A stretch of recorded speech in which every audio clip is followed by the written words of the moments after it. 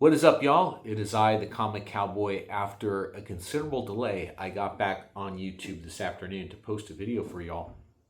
Really to touch base, see how you're doing, leave something in the comments, and to let you know I am still absolutely active in the comic book space, buying, consigning, trading, bartering, posting on Instagram, you name it. Although I haven't done much social media lately, I do that periodically. And I thought what I'd do for you today is talk a little bit about the state of the market in 2026, about golden and silver age, maybe bronze graded books, where I see that going.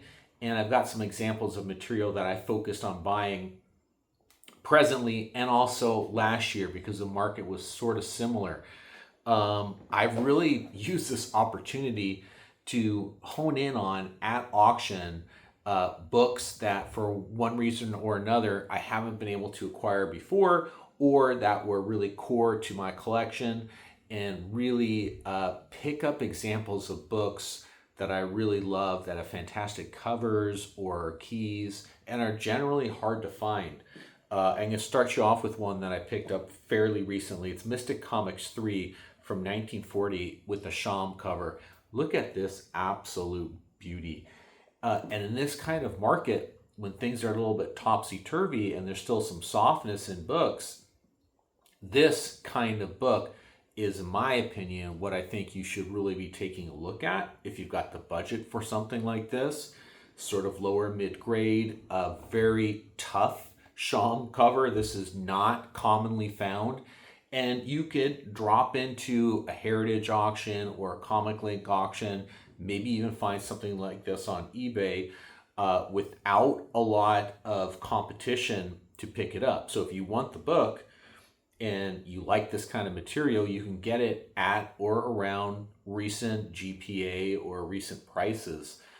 So that's one of the things that I'm really thinking in this moment when the market isn't frothy, is picking up books I absolutely love that have real collectability, real scarceness, and real intrinsic value, such as this stuff.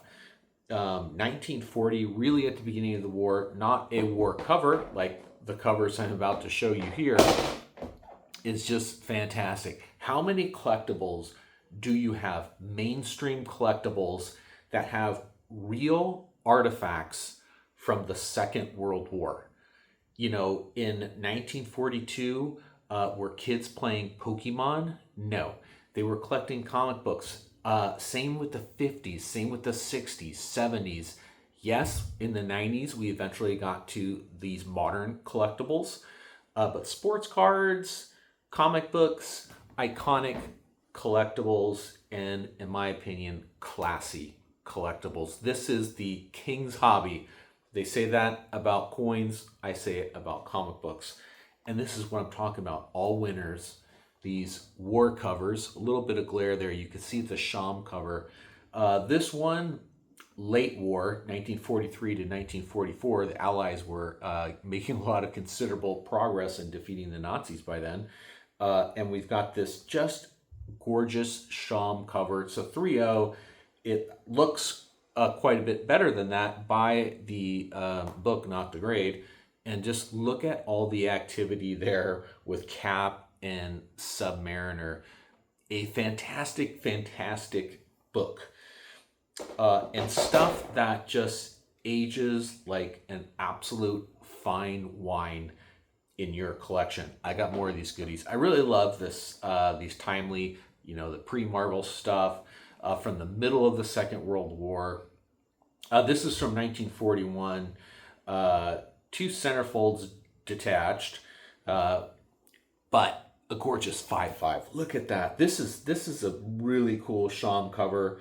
41. So this is a little bit earlier in the run, if you will, with Submariner here, the Torch right there. Look at this absolute beauty. Now, these are the kind of books, again, that last year I was buying. I've always bought these books, but before I kind of spread my purchases around a lot of different books in a lot of different categories, some silver, some golden age. Now I'm just like a sniper, picking these books up taking them home, putting them away. There's so much volatility in other types of traditional investments. Every day, obviously, I've got a portfolio of other things, collectibles, stocks, bonds, mutual funds, ETFs, stuff like that. I look at my cell phone every day. I see the stock portfolio just reacting to whatever the news of the day is. It's just up, it's down, it's sideways. No one knows. And it's frankly a little bit dull to look at. You can always take out your books, share them with friends, post them on Instagram, look at them, trade up for higher grade versions of books you already have, or peruse the many auctions that we still have on a weekly basis and buy some of this material. This is awesome. From 1944. This is people would see it immediately think it's a Hitler cover. No, it's Goebbels on the cover here, which makes it kind of unusual. It's a classic war cover with Goebbels on it, who is not as commonly found as Hitler with this material, and with this iconic patriotic Superman cover. How awesome. I picked this thing up off Instagram. I've actually been buying some books off Instagram recently because there's some really good sellers there. There's prices that are very competitive. It's just easy to deal with, frankly. If the seller's trusted, you know you're going to get the book. There's not a lot of hidden fees. And sometimes they're open to negotiating around the price. I saw this, immediately grabbed it. I just took it down in a 5.0. I probably have a few copies of this book. It's just a great piece of Americana with Superman here, with the Nazi figure. This isn't something that was created in retrospect. This was on the newsstand during the war. And lots of these books, why they're so rare, why the census numbers are like below 50 on things like this, is there were paper drives during the Second World War in the early 1940s to the end of the war here in the United States. They would go around home to home and do paper drives. And oftentimes, by that point, maybe the children were out of the home, they were grown, and the comic books were reduced to pulp, and they were picked up along with newspapers and magazines and ground down. And so we've got, I feel like a historian keeping these books in my collection. And at this point in time, it's a bit of a personal collection. It's something I care a lot about. I really am interested in history around the Second World War. I just came back from Germany. I went to Munich. I went to Berlin, Leipzig, Dresden. Also went into Austria and the Czech Republic. But Germany was kind of the highlight. There's so much to see. There's so much rich history. And then I get home and I've got stuff like this. Which are the only real true collectibles from that period of time that captures some of the history, some of the lore in the pages of the book. That's what I'm doing, friends.